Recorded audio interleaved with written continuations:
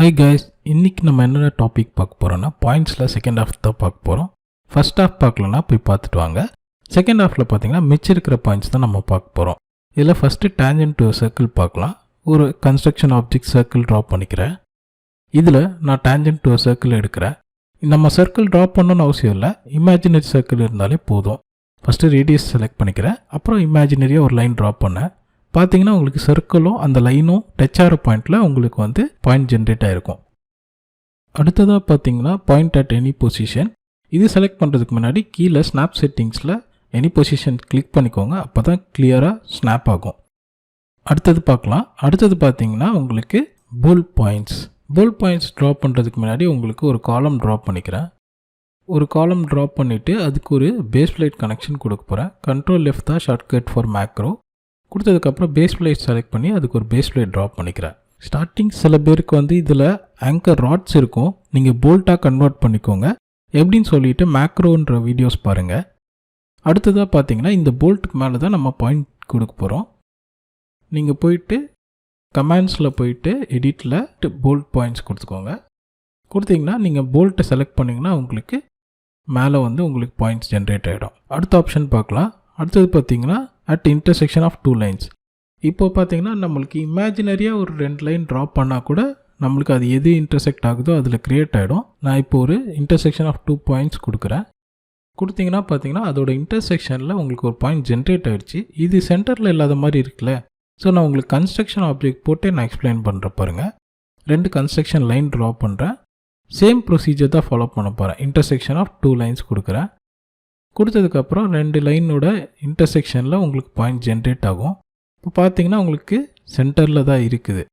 So வந்து நம்ம இமேஜினரியாக line draw பண்ணாலும் அதோட இன்டர்செக்ஷனில் கரெக்டாக தான் விழும். சரி, அடுத்தது பார்க்கலாம். அடுத்தது பார்த்தீங்கன்னா உங்களுக்கு intersection of planes and lines. இது ட்ரா பண்ணுறதுக்கு முன்னாடி நான் ஒரு வியூ பிளேன் எடுத்துக்கிறேன். வியூ பிளேனில் வந்துட்டு நான் ஒரு கன்ஸ்ட்ரக்ஷன் லைன் ட்ரா பண்ணிக்கிறேன். இது ஜஸ்ட் ரெஃபரன்ஸுக்கு தான். ஒரு கன்ஸ்ட்ரக்ஷன் லைன் இன்க்ளைண்டாக ட்ரா பண்ணிக்கிறேன்.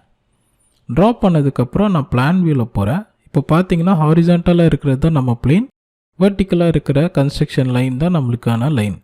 ஸோ அடுத்தது points with intersection of plane and line பார்க்கலாம். ஃபஸ்ட்டு நான் ஒரு ஹாரிசான்டல் சர்ஃபேஸை நான் பிளேனாக எடுத்துக்கிறேன்.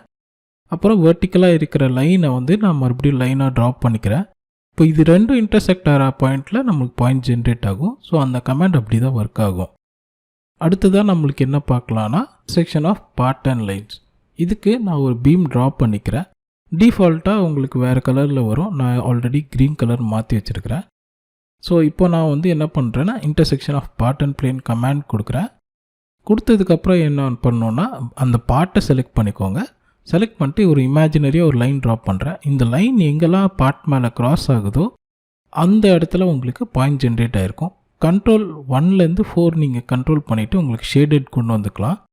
பார்த்தீங்கன்னா உங்களுக்கு பாயிண்ட் கிராஸ் ஆகிருக்கு. அடுத்த ஆப்ஷன் பார்த்தீங்கன்னா உங்களுக்கு இன்டர்செக்ஷன் ஆஃப் சர்க்கிள்ஸு. ஸோ அடுத்தது நான் இந்த சர்க்கிள் ட்ரா பண்ணிக்கிறேன். ஆல்ரெடி ட்ரா ஆனதே இருக்குது. ஸோ இதுலேருந்தே நம்ம ட்ரா பண்ணிக்கலாம். பாயிண்ட் போய்க்கிறேன், இன்டர்செக்ஷன் ஆஃப் சர்க்கிள் கொடுக்குறேன்.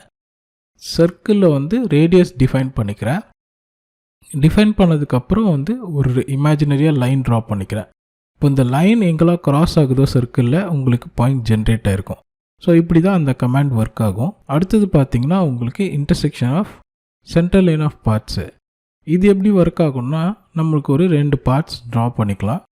இந்த பார்ட்டோட சென்டர் லைன் எங்கே இன்டர்செக்ட் ஆகுதோ அந்த இடத்துல உங்களுக்கு பாயிண்ட்ஸ் ஜென்ரேட் ஆகிடும். ஸோ உங்களுக்கு நான் சென்டர் லைன் ஆன் பண்ணிக்கிறேன். டிஸ்பிளேயில் போனீங்கன்னா உங்களுக்கு அட்வான்ஸ் ஆப்ஷனில் கீழே சென்டர் லைன் இருக்கும். மாடிஃபை கொடுத்து ஓகே கொடுத்தீங்கன்னா உங்களுக்கு க்ரியேட் ஆகிடும். மறுபடியும் மாடிஃபை கொடுத்துக்கோங்க. கொடுத்தீங்கன்னா உங்களுக்கு கண்ட்ரோல் 2 கொடுத்தீங்கன்னா உங்களுக்கு இந்த மாதிரி ஒயர் ஃப்ரேமில் கிடச்சிரும். இதில் சென்டர் லைன் இருக்குது பாருங்கள். உங்களுக்கு ஜஸ்ட் கிளியராக புரிகிறதுக்காக இன்டர்செக்ஷன் ஆஃப் பார்ட்ஸ் கொடுக்குற 2 பார்ட் செலக்ட் பண்ணும்போது எந்த சென்டர் லைன் மேட்ச் ஆகுதோ இன்டர்செக்ட் ஆகுதோ அந்த இடத்துல உங்களுக்கு பாயிண்ட் ஜென்ரேட் ஆகிடும். இது கரெக்டாக இருக்கா இல்லையான்னு சொல்லிட்டு நம்ம ஒரு கன்ஸ்ட்ரக்ஷன் லைன் போட்டு செக் பண்ணி பார்க்கலாம். யூஸ்வலாக கரெக்டாக தான் இருக்கும். நம்ம இதுக்கும் ஒரு சாம்பிளுக்காக தான் செக் பண்ணி காட்டுறோம். லைனோட எக்ஸ்டென்ஷன் நான் வந்து இன்க்ரீஸ் பண்ணிக்கிறேன். இன்க்ரீஸ் பண்ணி பார்க்கும்போது உங்களுக்கு கரெக்டாக மேட்ச் ஆகிடும். ஸோ இப்படி வந்து நம்ம பாயிண்ட்ஸில் எல்லா ஆப்ஷனுமே பார்த்துட்டோம். சரி, நெக்ஸ்ட் செக்ஷனில் நம்ம பார்க்கலாம். Thank you guys.